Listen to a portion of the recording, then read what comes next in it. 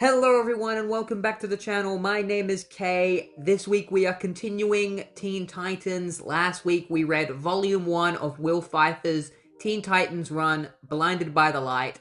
This week we will be reading Volume 2, Rogue Targets, which includes issues 8 through 13 and Annual 1. Kenneth Rockathorpe returns as the main artist of the series alongside Alison Borges. And I'm hoping the series continues to be pretty consistent because I enjoyed issues 1 through 7. Issue 7 did get a little bit confusing at times, but I didn't think it was bad, especially as bad as Scott Lobdell's previous stuff. So without further ado, let's get straight into Volume 2. The story continues from where we last left off, where the Titans have saved the city from those scientists who had broken into Star Labs, trying to use the experiments to erase the entire city. And because the Titans have saved the city, the public loves them, they've become really famous, and Manchester Black is trying to convince the Titans to just go with the fame and enjoy it for now, and not worry about dealing with crime or anything. But you know Tim Drake, he's not really keen to do that. He still has questions for Black, like, what about that thing that Manchester Black was talking about? He said that there was a really dangerous weapon, one that was more dangerous than the eraser. And Manchester Black just lies to him, clearly lying. It's clear he's lying, saying that it never existed, that it was just a ghost story that they made up to trick these scientists, and that they don't have to worry about it. And Tim's just like, And so while they are sinking in the fame and everything, we see that the crowd is in front of two dudes beating up somebody. So the Titans are so focused on this crowd loving them that they don't even know that there is somebody in danger right now. The next morning, Power and Black head to the site of the prison van that had crashed, because the lead scientist, whose name is Archimedes Brooks, had broken out of the van and escaped. But when they get here, they find his charred corpse. His body just exploded, and he's dead. So that plotline has just been cut off entirely. Like, the last issue was setting it up like that guy was going to matter, and now he's dead. So when I read this, I was like, what the hell? I thought this was supposed to be the storyline that we were going with. But nope, it's cut off right now, and you'll see why. Just needed to jump in to say that this is actually Power's final appearance in the comic. Never shows up again after this. No explanation as to why. He just gets dropped entirely. It's fine. We'll move on. We find that Gar Logan, Beast Boy, is on a version of Saturday Night Live. It's called Comedy Tonight. He's hosting it, so he's starring in all sorts of sketches and stuff. Miguel is there to support him, and during one of the sketches, a guy just jumps out of the crowd and attacks one of the actresses, and so Gar turns into a snake in order to deal with this guy. He wraps around the dude and tells the guy to calm down, and the guy just passes out, and Gar is just like, oh, that was quick. And then the producer comes over to him and says that that was great, and that he could really get him some more roles on this show, and that Beast Boy has potential to really go somewhere, and that he could be big in show business.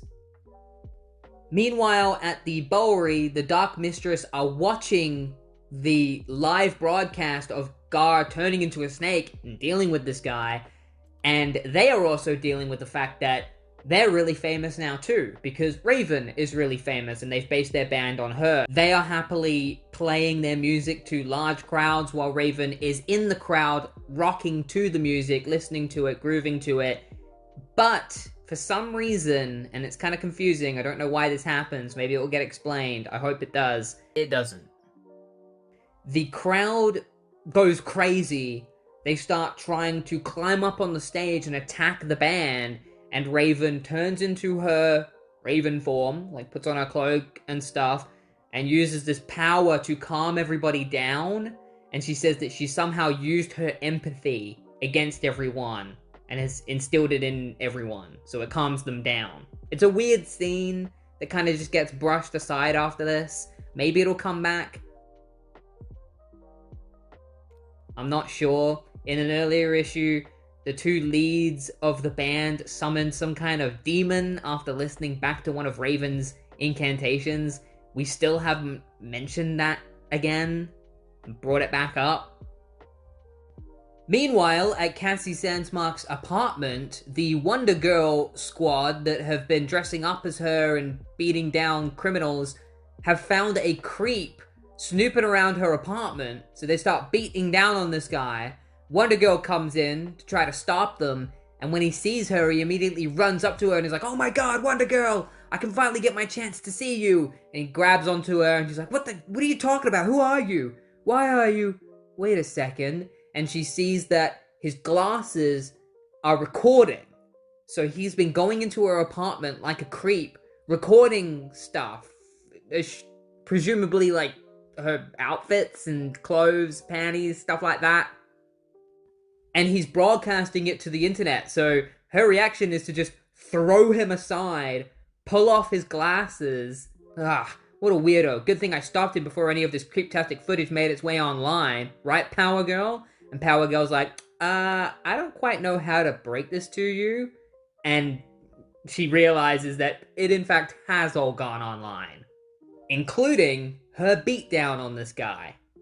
This is also the final appearance of the Wonder Girl gang. We don't see them again after this. The plotline just gets dropped. Back at Comedy Tonight, the show has ended and Gar realizes that one of the people standing with them is the guy that attacked the woman on stage. And he's like, "Whoa, what the hell are you doing?" And he turns into a lion and pins him against the wall. And is like, "Why are you here? Why are you with us?" And it turns out this guy is actually an actor and that they tricked Gar into turning into a snake and attacking him. It was all part of the sketch. They just didn't trust Gar's ability to do improv, so they tricked him into doing improv, relying entirely on his instincts. It's a very shitty thing to do, and probably is a HR violation to trick somebody into attacking a fellow castmate that they don't know is a castmate. Like, that's all kind of messed up. So now this guy that Gar's attacked twice has gone viral. He's gotten famous because they've recorded him being attacked both these times, and now he's famous because of it. Which I guess goes to show just what show business is like. It's just people stepping on top of others in order to get a leg up. And taking advantage of others. And speaking of taking advantage, one of the producers sees Miguel just hanging out the back and is like, "Hey, why are you out here? You should be hosting the show." And Miguel's like, "Why do you think I should be hosting the show?" He's like, "Well, I saw what you did with that guy after the bus crash. Like, you're very passionate about who you are and what you do. I think you'd be a great personality on this show. You are exactly what we need. Somebody who isn't afraid to stand up and speak for themselves and speak for the public. Give me 5 minutes and I'll give you your own reality show." And Miguel decides to text all his friends about this. And Gar walks in on the conversation and is like, "Oh, hey guys, what's going on?" This plot goes nowhere. Meanwhile, at the remains of the Star Labs Governor's Island facility, Tim Drake is there investigating because he doesn't believe Manchester Black when he says that there is no weapon more dangerous than the Eraser. So he's come here to try and figure out if there is something more to this. Manchester Black arrives and is like, "Tim, what are you doing? Everybody else is having fun. Gar and Miguel are getting famous on TV. Wonder Girl's just gone viral for beating up a creep.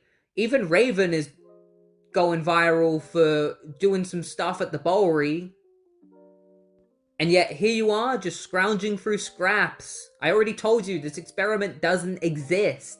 Tim's like, "Well, I don't believe you. I'm just going to continue looking until I find something, because there has to be something."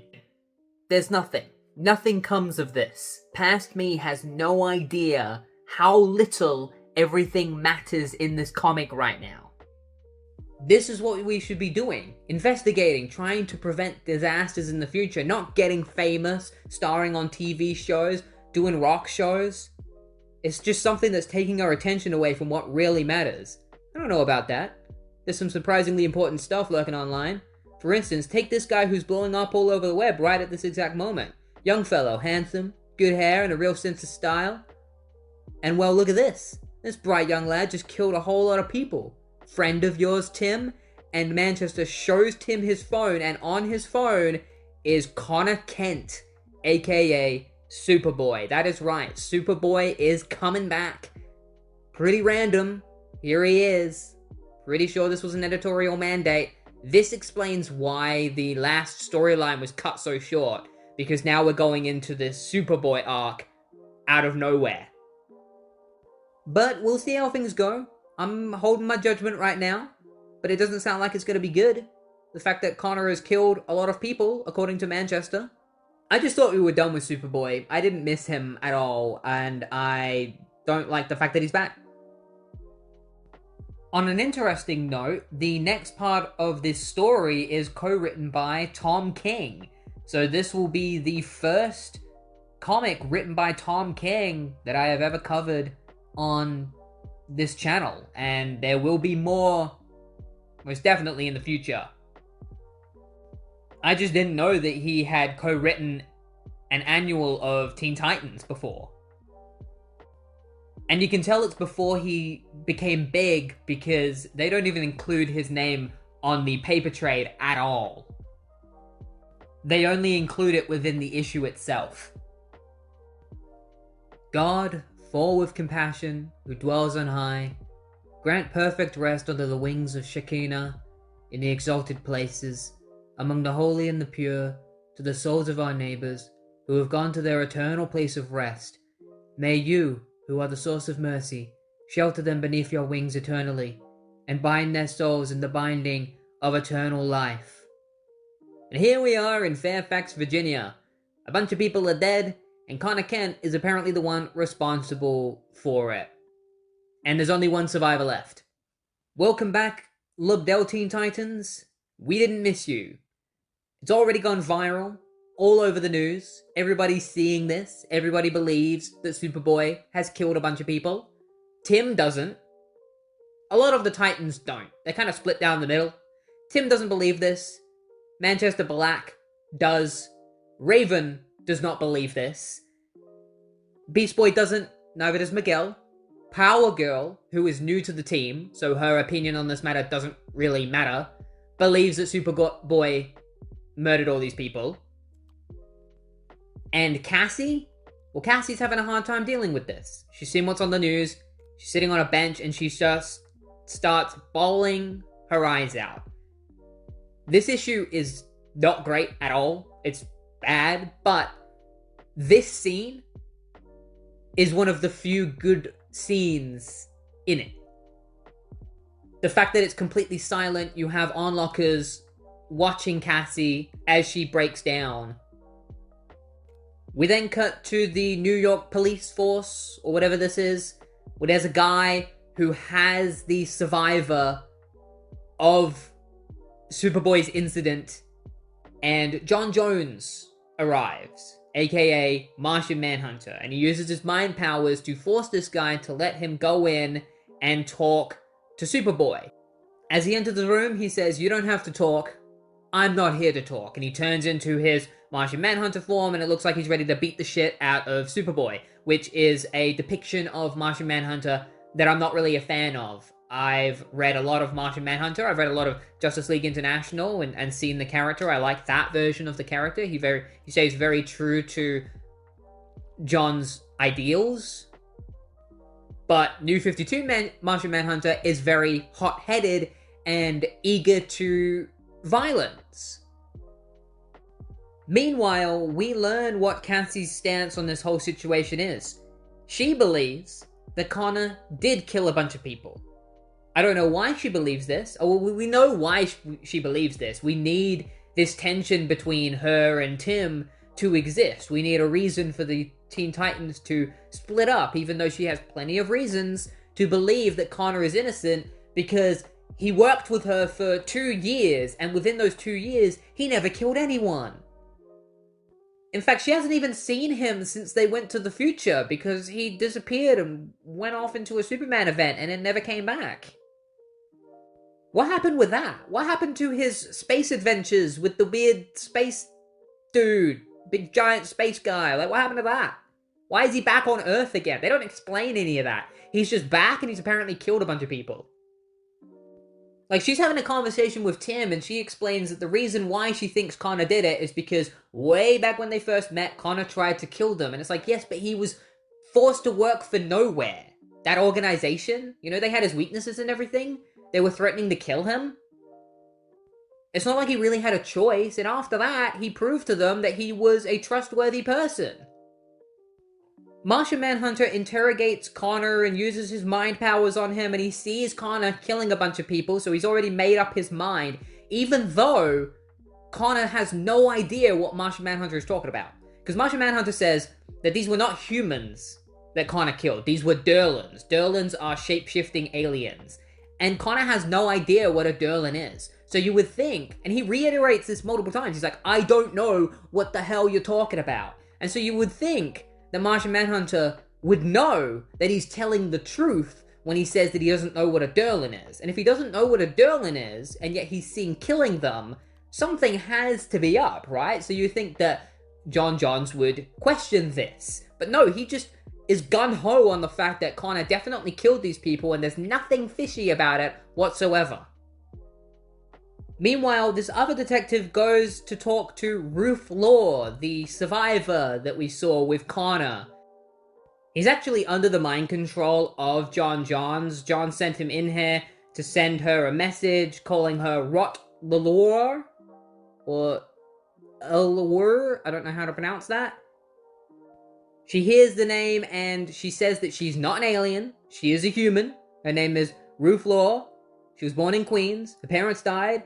She lived in Fairfax, Virginia, and she grabs him by the shirt. He's like, I'm not an alien. My name is Ruth. And he's like, look, crazy lady. No one's freaking arguing with you. And he's broken out of John's mind control at this point. I'm not an alien. Okay, you can't be a... And at this moment, you know, her clothes all change. Her skin changes. She is an alien. Except it's a little bit more complicated than that. We'll find out why later. She takes on his form, throws him aside, and leaves the room.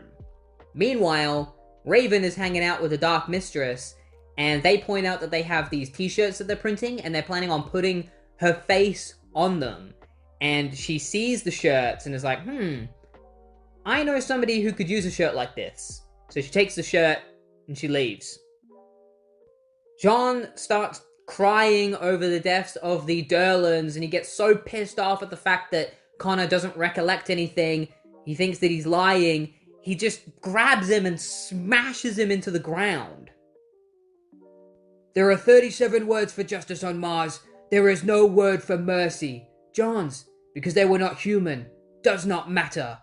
Which is a weird sentence. I don't know why they put that in. It doesn't make any sense, the grammar. Because they were not human, does not matter.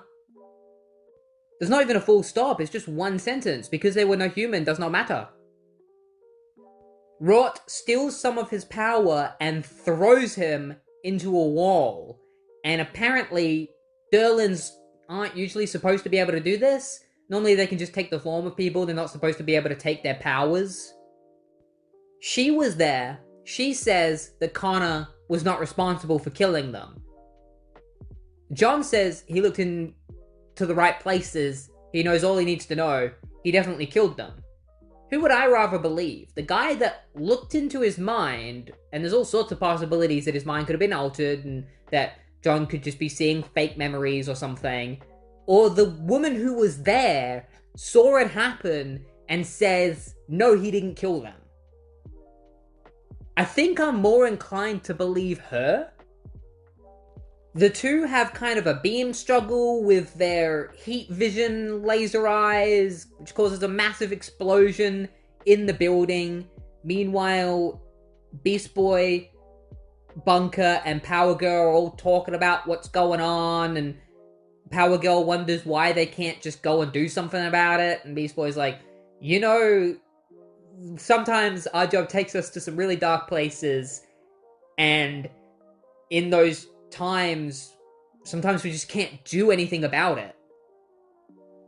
And she says, don't talk to me about dark territory. My mom was killed by a monster from another dimension, which is supposed to be depressing but it just comes out sounding kind of funny. Like, it's just a weird thing to say.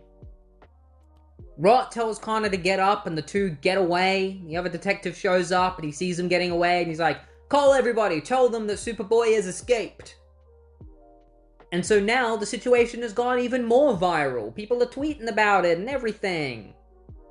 While Connor and Rot fly together, Rot explains that she is both a human and a Durlin. That's as far as I can understand. They don't really explain it all together. They're kind of trying to keep it a mystery. All she says is that Ruth is not the same person as she is. She then starts to lose consciousness. She falls out of the sky and Connor quickly grabs her because he doesn't want another person dying on his watch. And as he grabs her, she turns back to Ruth. He's like, all right, I got some friends. I should probably take her to them. We cut to the Titans base where the Titans are talking about whether or not they're going to meet with Superboy and bring him to their base. And Tim says that he's already decided and Superboy will be here any minute now. And Cassie is pissed off that he's made this decision without them because she believes he's a killer and that they shouldn't even listen to him or anything or his side of the story, which doesn't make any sense for her character.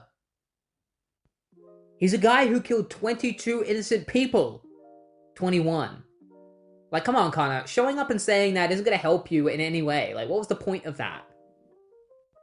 Cassie, I didn't kill 22 people. I actually killed 21. One of them survived. Her name's Ruth. She's in the other room right there.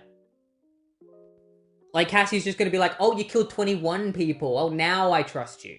That changes everything. So now we're stuck in this situation where Connor has killed 21 people, and yet he has no memory of killing them. He says himself that everything went black, and when he woke up, all these people were dead. And then Martian Manhunter was there, and then another alien helped him, and then he didn't know what to do, so he called his friends, and he brought her here. And the first thing Cassie does after hearing all of this is walk up to him and smack him in the face. She asks him where he's been. She says that they left him in the future and that the last time they saw him, he said he'd never see them again. That didn't happen. He never said that. He didn't even have the chance to say that. He got teleported away.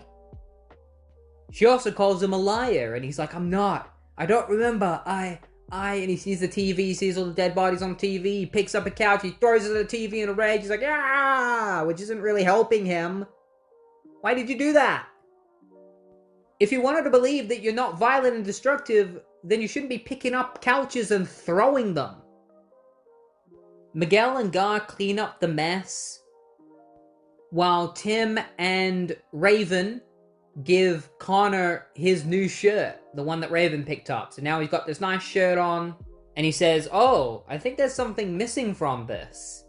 Meanwhile, Cassie calls Manchester Black and calls him over, telling him that Superboy is here. So she's ratting him out. Ruth wakes up in bed and is like, he's coming! He's coming! And then she transforms into Rot, and Rot is like, no, he's here. Gar turns into a skunk and tells Miguel to pull his finger, and Miguel's like, now's not the time for disgusting jokes. And then John comes crashing through the wall, and Gar turns into a hippo, and John just punches him in the head and knocks him out. Rot gets in the way, and John just punches her in the stomach and knocks her out too. So Tim and Raven come up from behind him and try to attack him, and he just knocks them down as well. And then Connor comes out of his room. He's like, you come after me, fine, but you don't touch my friends. And you don't ever call me boy. And he has the Superboy symbol on his chest. It seems like he's made it out of his powers or something. My name is Superboy! And he punches John in the face. And then he just starts continuously punching him over and over again, while iterating, I'm like Superman, I'm Superboy, I could never do that, I could never do that. And Cassie tries to stop him and is like, see? Look what he is. This is who he is. He's a monster. And Tim's like, he's not. I know he's not. Power Girl states that Connor is definitely a murderer because an innocent person wouldn't do this, and that's not true at all. An innocent person pushed to a breaking point would definitely do something like this. Tim has a weird moment where he suddenly starts freaking out. He's like, damn it, I built this team to help. If Khan did this, what am I supposed to do? And Cassie tells him that if he believes in him so much, then he should try and clear him. And so Tim, Miguel, and Gar grab Connor and leave, and Manchester shows up, and he says that he plans on using Cassie and Tanya in order to stop them and take down Superboy, but they're not going to be able to do it alone because Superboy is so powerful. He plans on adding them to his new team, the Elite, who have been training for quite a while. And we see his Elite consisting of an Indigo Lantern, or 3 Indigo Lanterns. I think it's 3 Indigo Lanterns, I'm not quite sure. Clarion the Witch Boy, the Guardian, and Bartor, Kid Flash. Why is he here? The last time we saw him, he was in the far future on a prison planet with Solstice, and now he's here and he's a member of the Elite. Like, what? What happened to Solstice? Will we find out? I hope so. Also, I thought it was important to note that Martian Manhunter doesn't return at all after this issue. The arc sets him up like he's going to be a very important character to this story, that he's going to be chasing after Superboy or something, trying to get revenge for the Derlins. But no, I guess he just gives up after this because he never shows up again. The Elite all trains with one another. Bart Allen's here and he's like, why did I come back to this century? And I'm thinking the same thing. Why did you come back to this century? We're not giving any explanation, at least not in this issue. Maybe we'll get one later. I hope we do. Otherwise, it's just bad writing. He is a redhead here instead of a brunette. Not sure why they got the colors mixed up. Cassie calls a break on training because she needs to pick up a call from Tim. The two of them have a conversation about Superboy. Same kind of conversation that they've been having this entire time. That she doesn't trust Superboy and she's going to try and take him down. And again, it just doesn't make sense. Especially because in previous issues, it was established that Cassie has feelings for Connor. And she also has feelings for Tim. It's kind of a twofer kind of thing. And so she just randomly switches on him, even though she apparently loves him. It just doesn't make sense. Out of all the Titans, she was the one that was the closest to Connor. Manchester Black manages to tap into their phone call. He's trying to figure out where Tim is, and Tim's like, don't worry. I'm too good to find. I'm way too hidden for him to find me. He's not good enough. They hang up on the conversation, and Black says that he thinks he's found Tim's location, so he sends a squad there, and when they get there, they find nothing but paint on the wall, saying, better luck next time. Tim rendezvous with the rest of the Titans and says that Cassie's not with them. They're on their own. Tim heads to a couple of radio towers with Rot, who now goes by the codename Chimera. They're hacking into these radio towers so that Manchester Black has a hard time finding the Titans. Chimera reveals a little bit about her origin, like surface level, which is like, oh, I was experimented on by the Derlins, and that's why I have the ability to not only transform into people, but they take their powers as well. She even takes on Tim's form and has his intelligence and detective skills, and Tim tells her to stop doing this because it freaks him out. Tim reveals that Superboy is busy flying around the city, letting off some steam, and Chimera feels like it's a bad idea to have him be flying around the city like that. And Tim's like, it's all good. They have no idea where he is. They're not going to be able to get a lock on him because we've been hacking these radio towers. So she's like, oh, I guess they've forgotten about him, right? And Tim's like, nah, not exactly. Turns on the news. It's still big news that Connor murdered, or supposedly murdered people. Allegedly. But Tim's like, on the bright side, because they're focusing on Con, it means they're ignoring the rest of us. Which is good for us, but also great for our enemies as well. Miguel, Gar, and Raven all go to Chicago. They're trying to lay low, while also looking out for any of Manchester Black's guys. And while they are there, a couple of Raven's fans come over asking for autographs, and then more and more fans start coming over and asking for autographs, and they just get distracted by these fans. They're supposed to be laying low, not getting attention drawn to them, and immediately they have attention drawn to them. Luckily for them, Star Labs is unable to see them because of the radio tower stuff, and also the fact that they're a little dumb in this situation. They're kind of dumbed down. I find it hard to believe that Manchester Black doesn't have cameras situated in Chicago, because this guy has cameras everywhere. But he doesn't. In fact, the only way he ends up finding out that they are in Chicago is because the fans are getting so rowdy up by the train tracks, a girl gets knocked onto the train tracks, and as a train is coming. So, Gar turns into a cheetah in order to save her, but he can't get there in time, and Miguel can't throw bricks in time to save her, and that is when Connor shows up and stops the train by force. He's able to grab her and take her to safety, but unfortunately, everybody recognizes him, and they're like, "Oh no, it's Superboy, are you here to murder us?" And he's like, "No, I'm not here, I saved her life, damn it, I was just trying to help."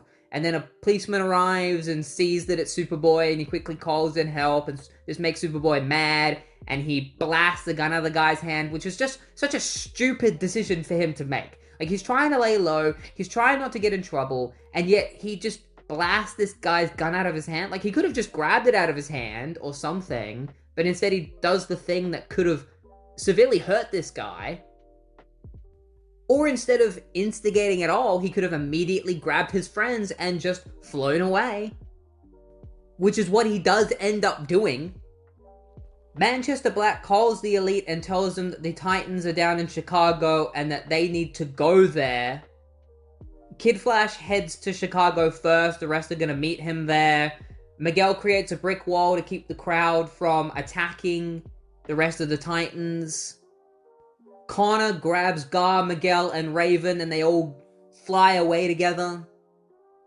Raven's actually currently unconscious. She can't deal with all the anger and stuff of the crowd. It's like overwhelmed her. Bart gets a lock on them as the rest of the Elite meet with him. He figures out where they're going, and so they get Clarion to teleport them to their location. The Titans crash into their base, and Tim gets pissed off at Connor because he's like, "What are you doing? Crashing in like this?" And Connor's like, "I'm just trying to get my friends to safety." And Tim's like, "Well, now this is the most unsafe place ever." And it's like, "Bro, Tim, this is not the time to be starting beef." Raven tells them to shut up, which is the right thing to do, because the Elite are here. Clarion teleports them into the building. Why is Guardian even a member of this team? He's not even doing anything right now. He's just kind of there. I almost forgot he was here. Same with the Indigo Lantern. She's just there. I wonder if they'll actually have any lines. So far, they've never said anything. Cassie breaks down the door where the Titans are and says, "I'm going to say this, and I'm going to say it once. Hand over Superboy." So we are about to get a throwdown between the Titans and the Elite. Cassie tells the Titans that they can deal with this peacefully. All they have to do is hand over Superboy, but Bart Allen ruins things by provoking Tim, because he has a problem with Tim.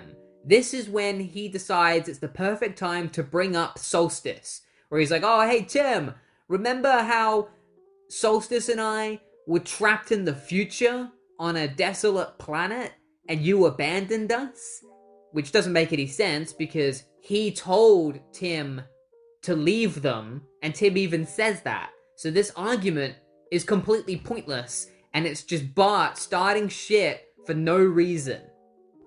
We get the laziest explanation as to why Bart is in the past again. Apparently, according to him, he just got flung back into the past randomly. That's it. That's the most explanation we get. Bart starts prodding Tim at super speed so hard that it starts cracking the window behind Tim, and he's like, "Bart, you gotta calm down. Like, I'm sorry for leaving me and Solstice behind." "No," and he throws a flashbang grenade, and then Gar turns into a hippo and sits on top of Bart, stopping him from being able to cause any more trouble. Cassie tells Superboy to come with her so that there'll be no more trouble, and Connor just pushes her away. He's like, "Hands off," sends her flying into a TV, and so a fight breaks out between them. Turns out this Indigo Lantern is actually Trinity, and that's why she has 3 of her, because she creates 2 constructs of herself. Clarion starts warping reality around Superboy, so he's having to try and fight Trinity while reality is warping, and he's like, you can't keep this up forever, Clarion. And then Guardian attacks him and says one of the few lines he has in this book. He's like, you're going to what? We should have kept you contained at Star Labs, Khan. So he fights back against Khan, and then Connor ends up putting all of his power into one punch. He punches Guardian in his shield, while Tim tells Raven to get a lock on to Manchester Black, because she can just do that. So Tim and Raven teleport to Manchester Black, as Connor and Guardian's fight causes a massive explosion, leaving everybody except for Connor and Tanya knocked out. So Connor tries to leave, Tanya chases after him and grabs onto him, and he's impressed by her abilities, but he's like, you're not strong enough to take me down. And he just grabs her, throws her towards a pool. She doesn't land in the pool, she lands besides it, and she's okay. She wants another shot at Connor, but Cassie tells her to stay there because she's gonna take care of Connor. And so Tanya just looks at everyone standing around this pool and is like, okay, can anyone tell me how to get to the John Hancock building from here? And they all just start taking photos of her, and she's like, oh, you've been very helpful. Star Labs thanks you for your invaluable assistance. As Connor flies through the city, he hears a boom sound, and he's like, oh, I didn't know Tanya could fly. And Cassie smashes into him. It's like, she can't. Debris from the building starts falling, and Guardian's like, we better take care of that, otherwise this whole building's gonna crumble down. And Clarion just turns the debris into snow. If he wanted to, he could probably just take down Superboy easily. Like, what's stopping him from turning Superboy into snow? Can he not affect organic matter? That's never stated at any point. Just turn him into snow, put him in a little pot, and then take him back to Manchester Black, and then turn him back into a human. Clarion senses that Red Robin and Raven have gone to New York, so they have an idea on what they are currently doing. The Elite call Manchester, and he tells them on the phone that he doesn't care if Superboy is strong. He brought them together in order to take Superboy down, so they're gonna do that, whatever it takes. And as Clarion tells him that Red Robin and Raven are coming, Red Robin and Raven arrive, and they're like, we need to talk. Cassie tries to tell Connor to stand down, because she's like, if we keep doing this, someone or everyone is going to get killed. Why? Why does anyone have to get killed? Can't you just fight in the sky or outside of the city where there's nobody? Like, come on. Connor grabs Cassie, ready to end the fight. And how does he end the fight? He crashes straight for a bridge where there are people on here in their cars. He smashes through the bridge so that he can enter the water underneath and force Cassie to almost drown so that she passes out. First of all, this is an insane way to stop a fight with someone, but what else was he gonna do? Cassie was pretty relentless. The second thing, though, is why did he have to smash through this bridge to enter the ocean? Couldn't he have just entered it on either side of the bridge? He didn't have to smash through it. That wasn't necessary. Look, this car got sent flying. Somebody was in that car. That person got injured. That person could possibly be dead. So now it's at least 22 casualties. Possibly. Chimera and Kid Flash arrive just as Cassie gets thrown out of the ocean. They're like, oh, here's Cassie, but where's Connor? The rest of the Elite and the Titans arrive, and they're more focused on finding where Connor is gone, instead of helping the people on the bridge who are probably hurt quite badly, especially the people in the cars that were turned over. Miguel tries to use his bricks to stop the Elite from teleporting away, but he fails. They get away. Bart doesn't teleport away with them. He decides that he wants to run to find Superboy. Meanwhile, Tim and Raven face Manchester Black, and he's like, you have no chance of beating me. You don't even know what kind of powers I have. And Raven tries to look in his mind, and it seems he has the ability to attack her with his mind. So it seems this version of Manchester may have the same powers as his pre-Flashpoint self, which is telepathy and telekinesis. I think it might just be telepathy. I think that might be his only power.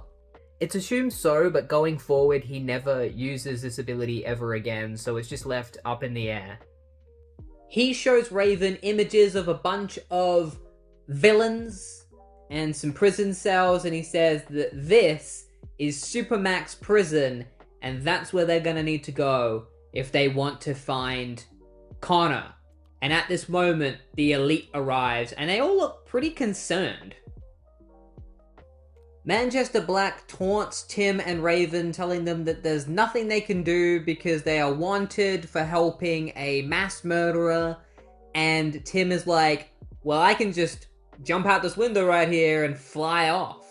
And Manchester's just like, oh, fuck, I forgot he can fly. Sometimes it feels like Manchester Black is dumbed down just so the plot can actually happen, because how do you forget one of the major things that Tim can do? And after this, he says he knows exactly where they're going. Which I think he means he knows that they're going to go to Supermax eventually. He doesn't know where they're going right now, because they don't immediately go to Supermax. He'd be talking out of his ass if he knew where they were going right now, because they've just gone to a shitty, worn-down store called Check 2 Cash to meet up with the rest of the Titans, where they explain that they're gonna go to Supermax because there is a supervillain there who will be able to clear Superboy of all his charges. Not exactly sure what he means by that yet. I'm hoping it's not a case of, we're gonna get a supervillain to just trick the authorities into thinking that Superboy didn't actually murder everyone. Hopefully it's a supervillain that has the power to prove that Superboy is innocent.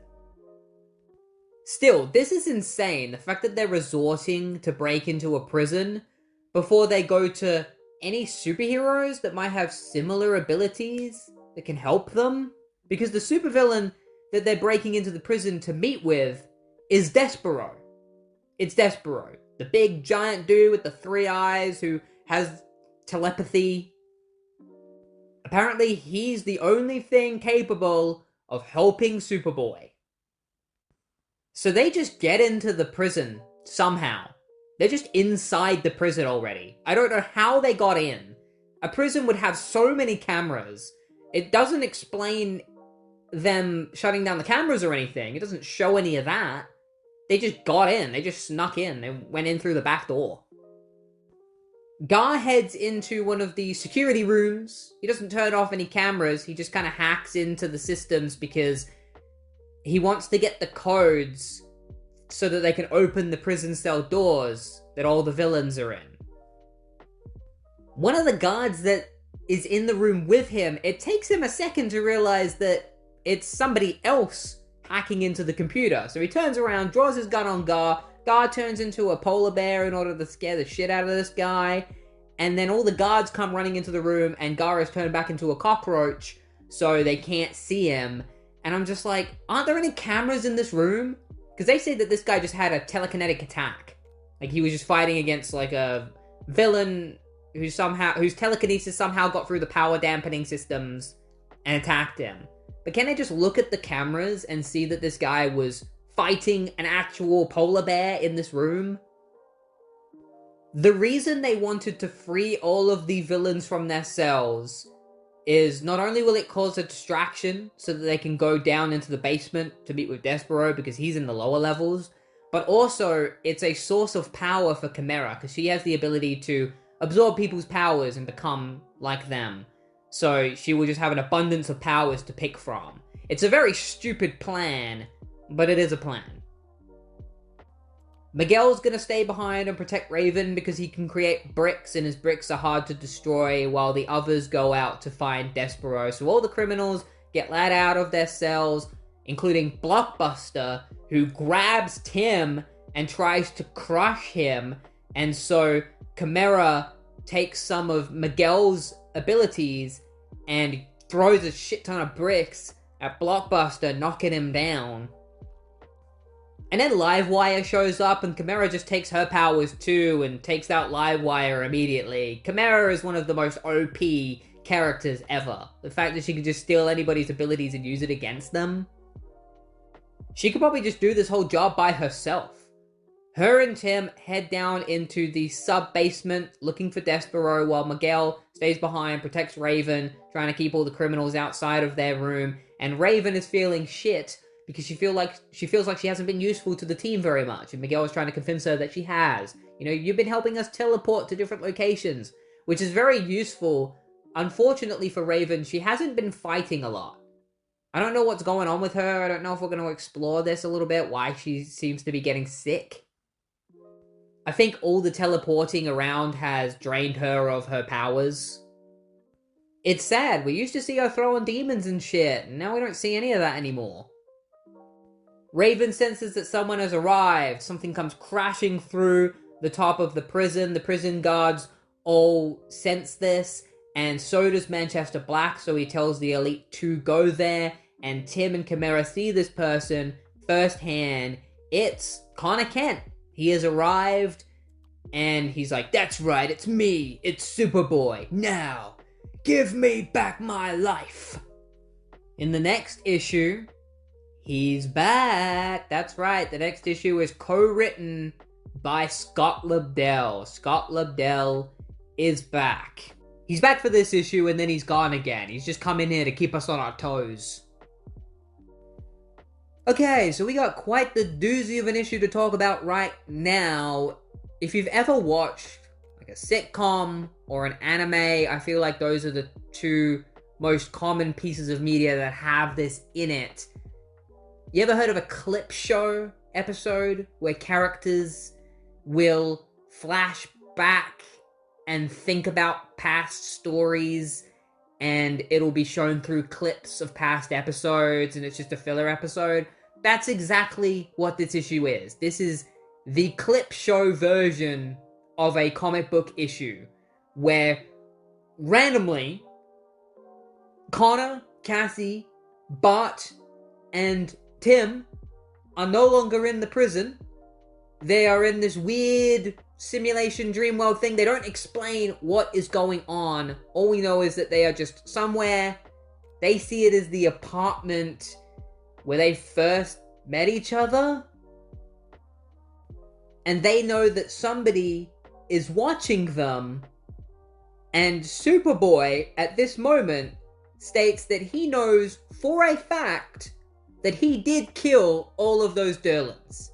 He says that he just saw them as the enemy, and he couldn't stop himself, and he killed them all. Which I really hope is just false. I hope that this is somebody messing with them or something, making them think that this is the case. Because what was the point of having Chimera be his one source of proof that he is innocent? When she said that he is innocent, she said repeatedly, he is innocent. And now here Superboy is saying, I'm not innocent. I know for a fact I killed all these Derlins because I remember doing it.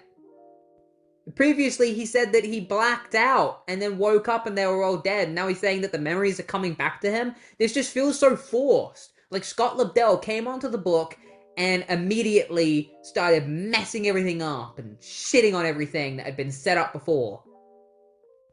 Immediately, you can tell it's being written by Scott Lobdell because the first thing that Bart says is that he's going to mash Connor's brains into jelly unless Connor tells him what's going on right now.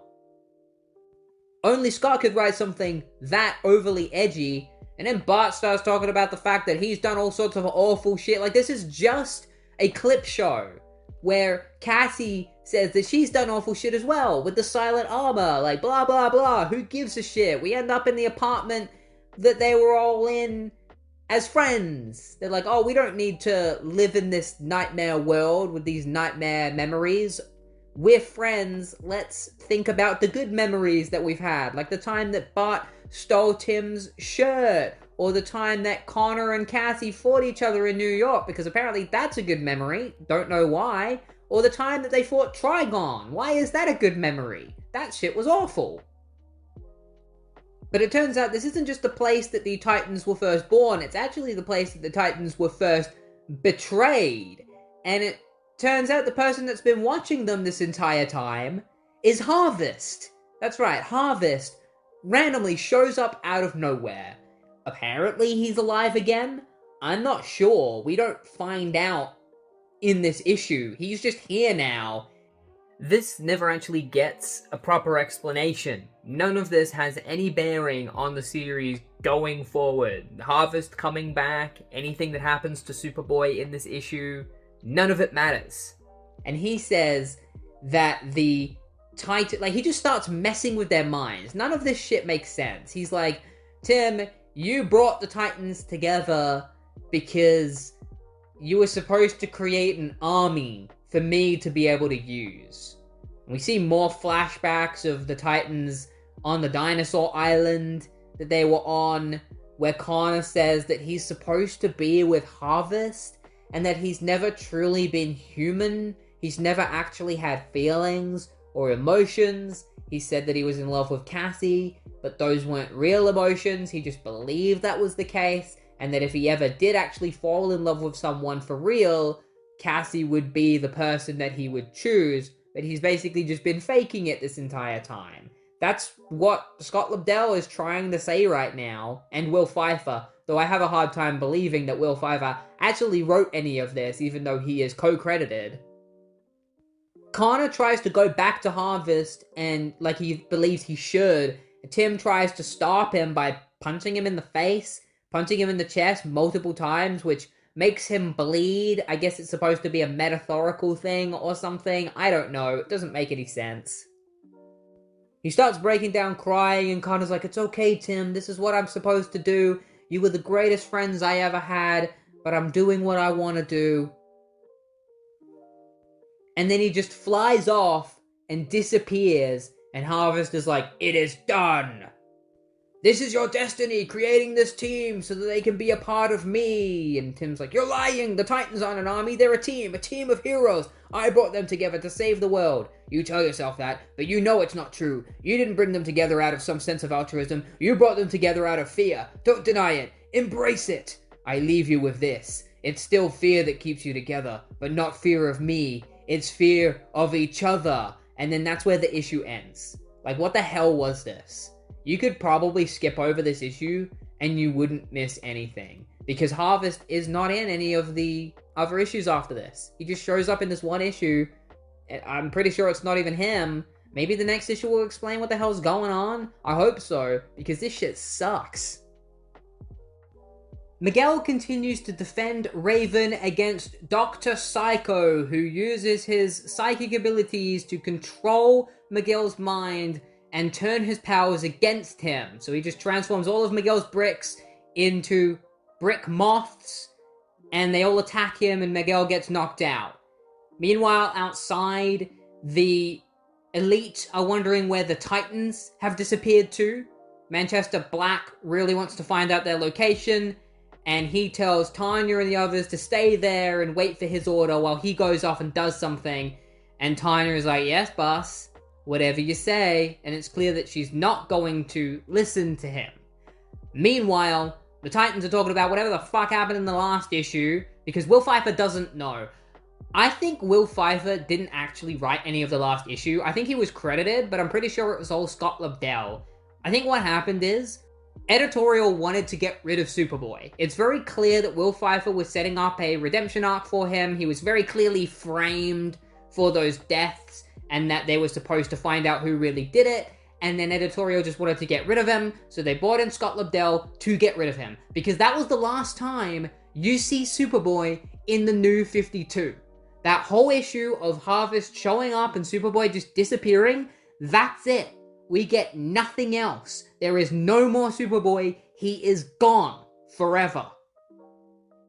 I wasn't really a fan of this Superboy arc, but it could have at least had a decent ending had editorial not destroyed it.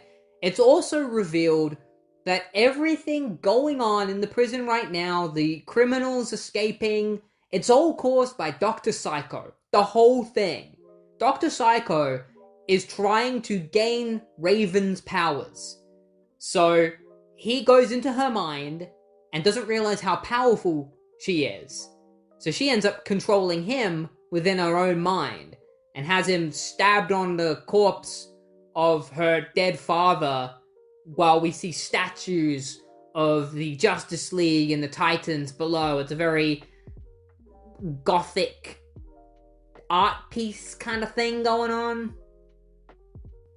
Don't really know how to explain it, but this knocks him out. Like, it puts him in a state of where he just can't do anything. So Dr. Psycho has been defeated, and yes, it was him the entire time. It was all an illusion. Everything was an illusion. I don't think this was supposed to happen. I don't think this was the reveal that Pfeiffer was originally going for. I think he just had to wrap up the arc really quickly because Superboy's gone and the entire ending has been ruined. So now the Titans just have to get out of here. So they wrap up Dr. Psycho, get him taken away, and Tim wonders where Chimera is gone. Because he's like, oh, this was all an illusion, but what happened to Chimera? And so we see that Manchester Black has gone off to talk to Despero, because he wants Despero's help to destroy the Titans, because that's what he's wanted to do this entire time. And it turns out that this isn't actually Despero. Despero was never here, because it was all an illusion. This is actually Chimera in pretending to be Despero. Now, I think this was going to happen originally. I just think it would have happened differently. I think Despero would have actually been in the prison and everything, but Chimera would have just taken his form and pretended to be him. Power Girl was also following Manchester Black because she knew he was up to something, so she just comes in, punches him in the face, and Manchester grabs her and is like, you don't understand, girl, you don't understand just who you are, what kind of power you have. And she grows to an enormous size, so it is revealed that Power Girl has the ability to grow her body, and Manchester knows this because he's been feeding her drugs and stuff without her knowing, putting it in her food, giving her powers. And he's like, just wait until the others start to, shut up, just shut up! You didn't make me anything! Well, he kind of did. He is responsible for these new abilities that you have. She just, like, starts throwing him around, smacking him against the wall, smacking him against the floor, and Tim begs her to stop because she's gonna kill him. And she stops. She's like, oh, heroes don't kill. My head, I can't stand up, hurts so much. What's happening, Cassie? What's happening to me? I don't know, but I'm damn sure who's responsible for it. And after the beating you gave him, he's not going to hurt anyone else. Not for a long, long time. Not ever, because this version of Manchester Black will never show up again. The next time we will see Manchester Black, it will be after the reboot, like Rebirth and stuff has happened. So it will just go back to the Manchester Black that existed before this version. So say goodbye to this version of Manchester. He was an interesting character with a pretty shitty ending. Never gonna see him again. The authorities arrive. They're gonna take Manchester away. And then all of a sudden there is a shining light. And the Titans all start getting hit by mysterious objects, knocking them all out. This guy shows up wearing a golden helmet and armor. He kind of looks like if Iron Man and Superman fused together. He calls himself the Alpha Centurion. He says that he serves the powers that rule over this great kingdom, which I presume to be God or something, and that his mission on this day is to bring these teenage miscreants to justice. Stand down and place your hands behind your heads. You are all under arrest, Teen Titans. And that is where the issue ends. And that is where this video ends, because we are done with Teen Titans for the week. I'm glad I'm done with this volume. I hope things improve from here, but it seems like we're going down a slippery slope where Will's run has just gone off of the rails, and it's going to be hard for him to get it back on track. From what I can understand, this Alpha Centurion stuff is somewhat tied into Convergence, which was the event that was going on at the time. I'm not going to be covering Convergence yet. That is something that I plan on talking about in the future. We'll get there. For now, we're just going to end things here. We'll continue with Teen Titans next week. I'm going to let my mind reset after reading this abomination of an arc, this whole Superboy murdering the Derlins arc, the fact that he actually did it, the fact that he just got wiped away by the weird harvest thing. Don't even know if that was the real harvest. I assume it is the real harvest. We never get a continuation of that. Just such a mess. I hope you enjoyed this video, at least. I hope you enjoyed listening to me talk about this, rage about it. And if you did enjoy it, please like and subscribe and hit the hype button, because it helps my videos get out there and YouTube will share it around more. And I will see you next week for Teen Titans Volume 3. Have a good one.